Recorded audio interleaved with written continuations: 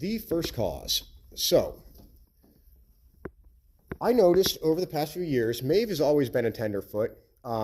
As far as I know, Katie has been all right, but she's really just been turned out in the field for the past 2 years, so I'm not entirely sure. But I did notice that when every time Maeve got trimmed for about 2 or 3 weeks, she would end up being really tender-footed on any sort of rough surface at all. And when Katie got trimmed for the first time that I've owned her, I noticed the same thing popped up as well. Let me pick her foot up here, see if this is the right foot. All right, it's a little gross right now, but you can see right about easy. You can see right in here, about 5 months ago, she had a hoof abscess. It blew out right about there. It's been sealed over since I've had her. The hoof wall was a little bit thin. I did have one small pocket that kind of got trapped in the middle of it. That popped out nearly immediately after she got here. But that was the first reason that I was told that the horses were tender-footed after I requested that they leave more sole on the foot, because they ended up being tender-footed afterwards. And generally a tender-footed horse, or something that's not limping, because limping is generally only on one foot, is either a thin sole, which Maeve would have been prone to, which is why I didn't really respond to it over the past couple years, because with her line, it's pretty common for them to have thin soles.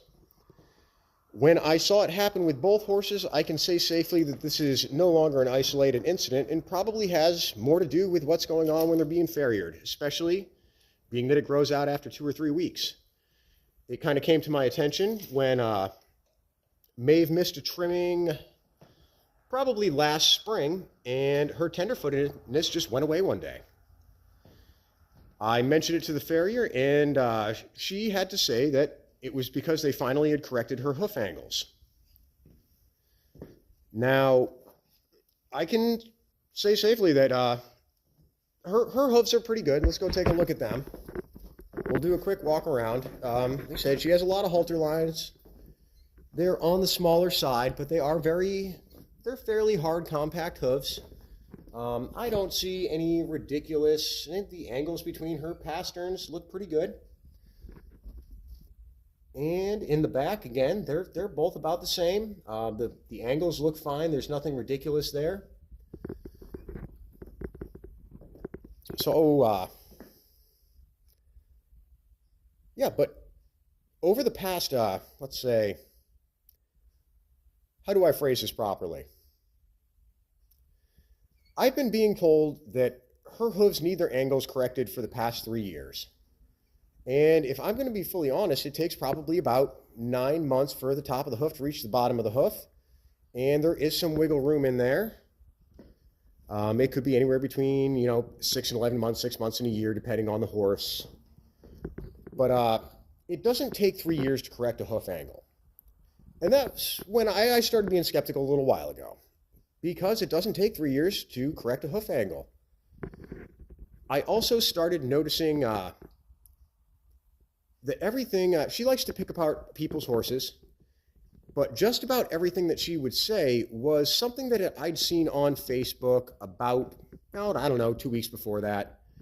And she's really good at picking out keywords that make her sound more intelligent or educated than she actually is.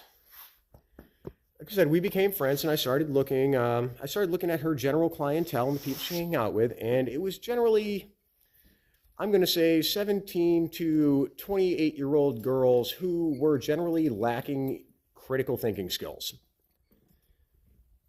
Again, that's okay. They need a mentor. And if someone wants to take them under their wing, God bless them, good for you.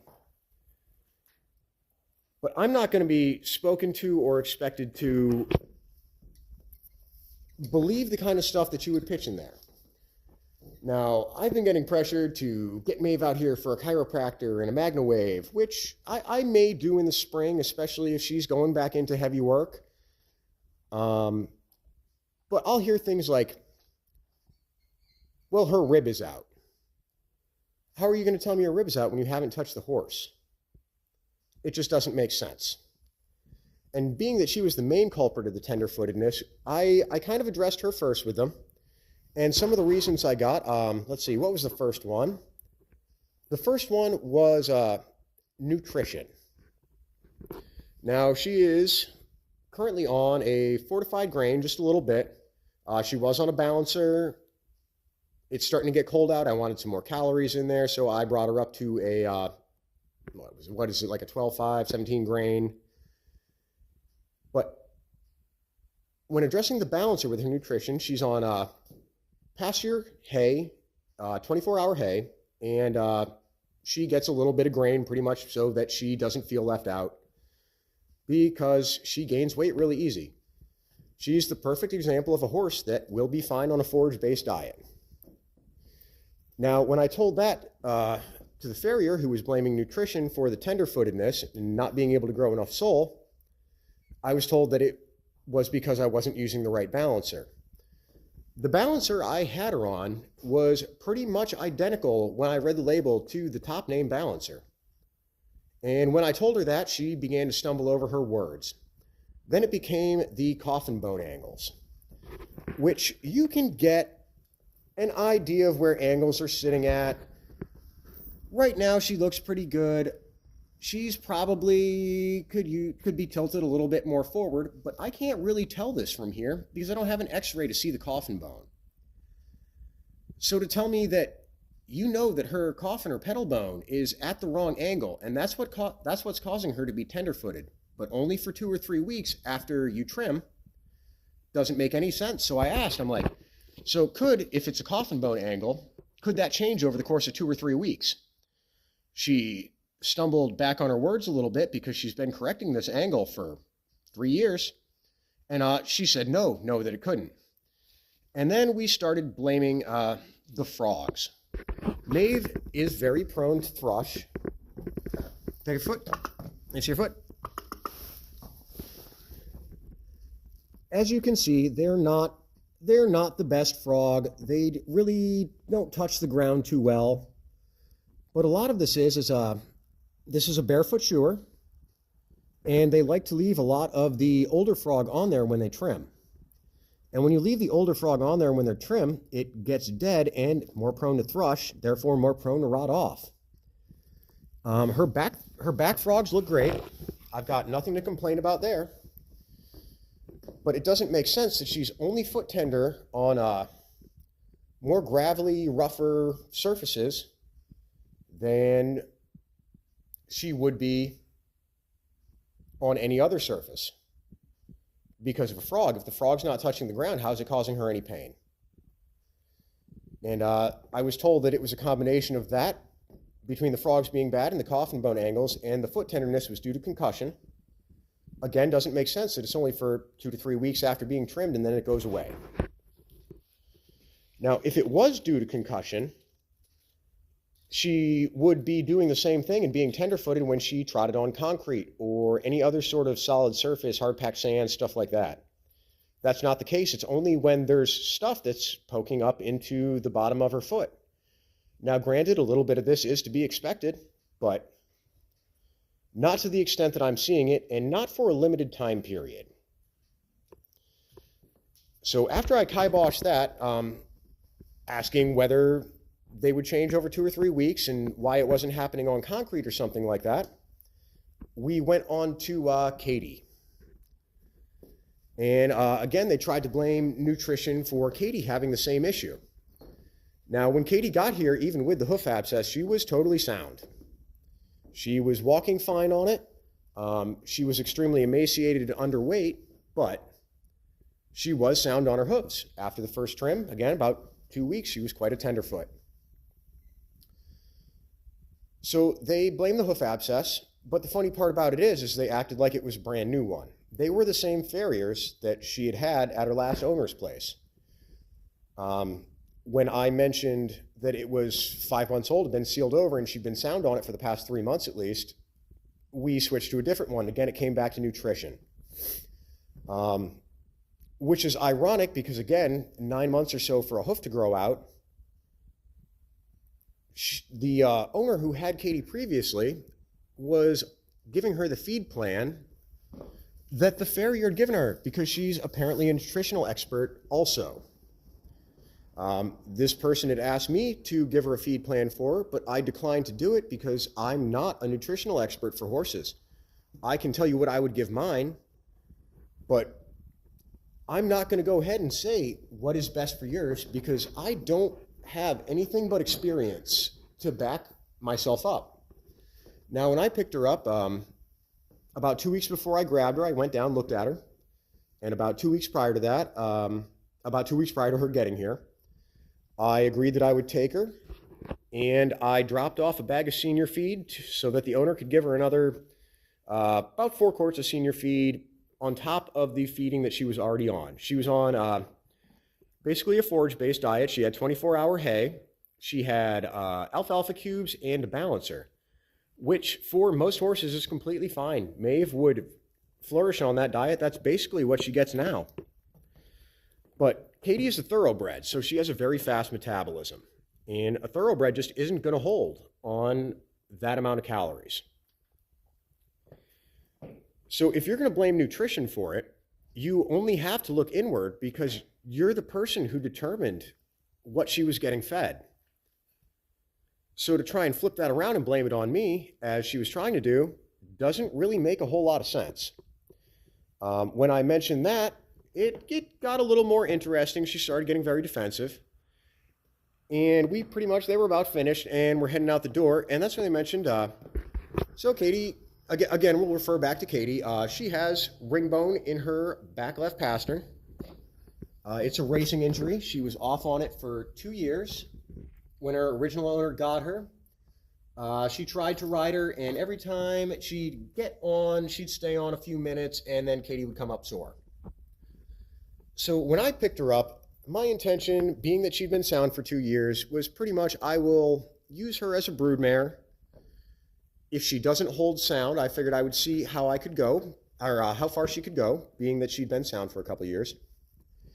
And so far, so good. I took her, I got her here. We started packing the food to her. She was, you could count her vertebrae in her ribs when she got here. I started packing the grain to her. I started with senior feed, and then I moved over to a performance grain when she had some on here. But when she did get here, her spine was sticking up. This was really hollowed out right here.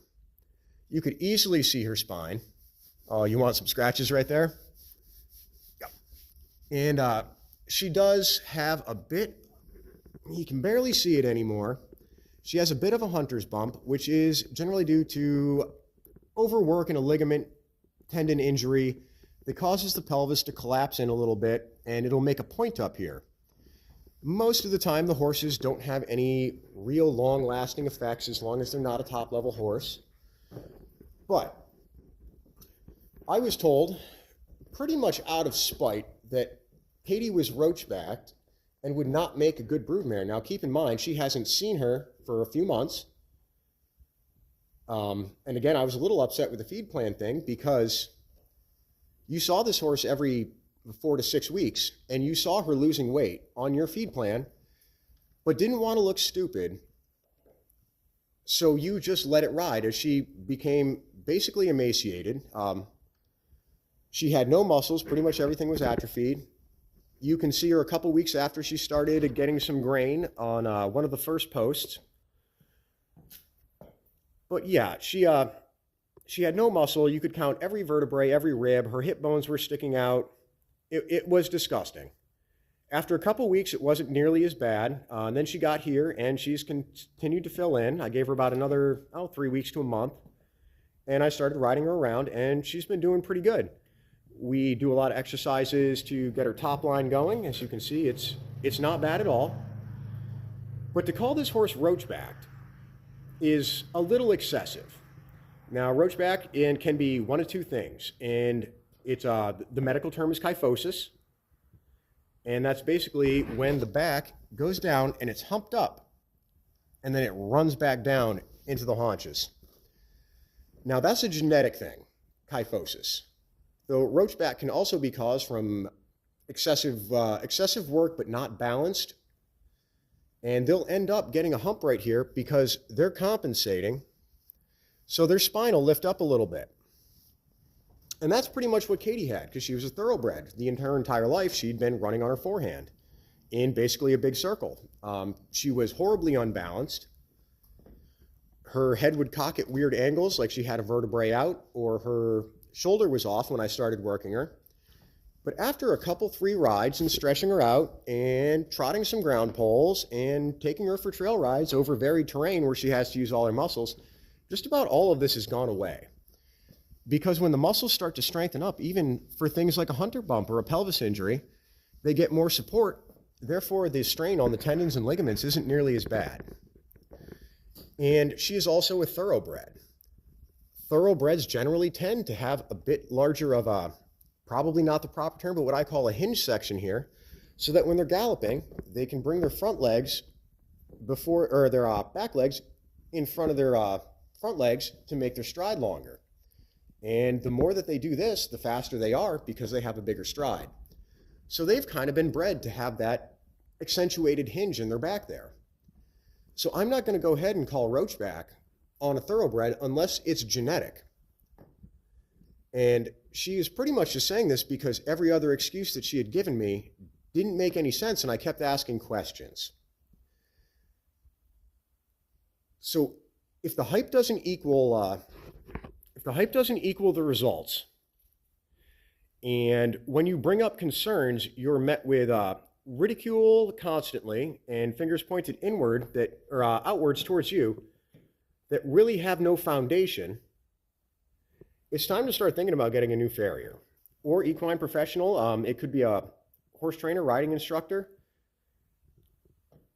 anyone in general who doesn't fulfill the desires that you are paying them to do and doesn't want to take any sort of accountability. I asked them to leave the hoof soles untouched this time, and they just took a tiny bit of them off, and by God, the horses have not seemed to have any sort of tenderfootedness. So I'm going to go ahead and say that I probably made the right decision here. It is kind of sad that it did have to go like that because I was not asking, I wasn't ridiculing them. If the response was to my request to leave the soles on, or not touch the soles as much, if the response was to, okay, we'll give it a shot and see how it goes. Like, I'm glad you noticed this. You're the one who sees the horses every day. Then I'd still be using them as a farrier. But instead of wanting to try it, like, it's taken as I was being offensive. I wasn't trying to ridicule anybody. I was simply stating what I had seen and trying to address it because I don't need my horses foot tender all the time. And if they are foot tender all the time, I'm going to have to go find a new farrier because it's just not an acceptable thing. The horses depend on us for their care, and if we're their primary caregiver and the person who sees them every day, it's up to us to bring things that they can't vocalize up to other people who are providing other types of care. Like getting all the burrs out of everything, which is what I'm going to be doing here for the next little bit.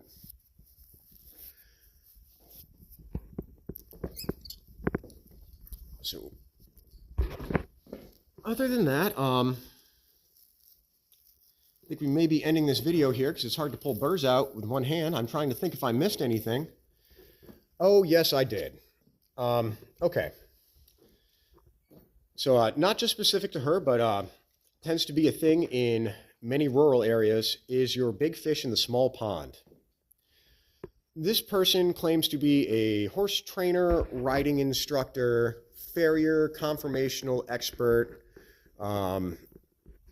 skilled enough to diagnose chiropractic and muscular issues, and basically seems to think that she has the same knowledge as a veterinarian. Well, that's all well and good, and if you spend enough time in the horse industry, you can get a fairly broad base of knowledge. But is your knowledge broad-based enough to claim that you're an expert in everything and you know it all?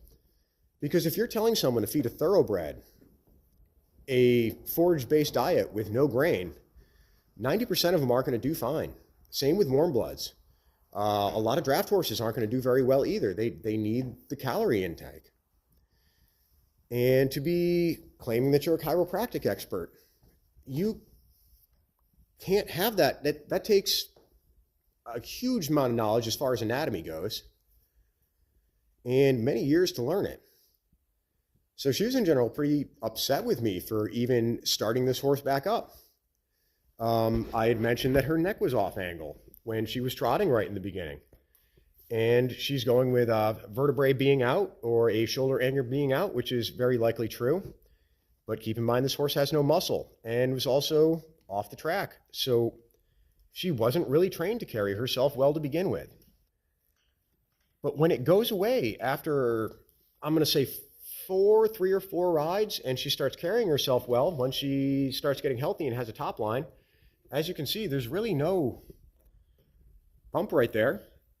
And her head is carried straight. I'll show you in the next video that she's being ridden, that she's perfectly fine. But you can't claim to be an expert on everything like this. There's simply not enough room in your brain to be that efficient and that knowledgeable about every condition, about every aspect of horse care. It's impossible. I'm generally a colt starter. I do behavioral issues. I can start pointing them towards reining. I can start pointing them towards being an event horse. But I don't claim to be a finish trainer because that's not what I generally do.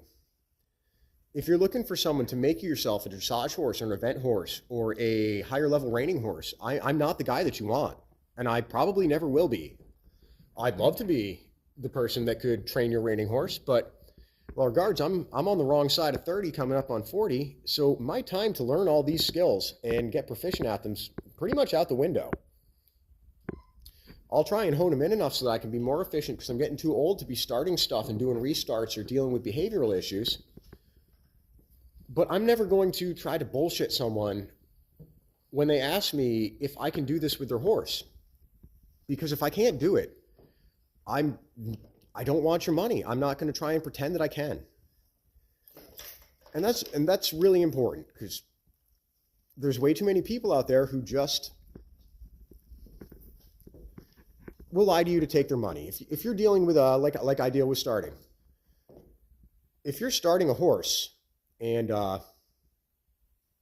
you hire somebody on and 3 months later there's still no one on their back, something's wrong, either with them or the horse. And if they can't explain to you in some way, in a reason that makes sense, why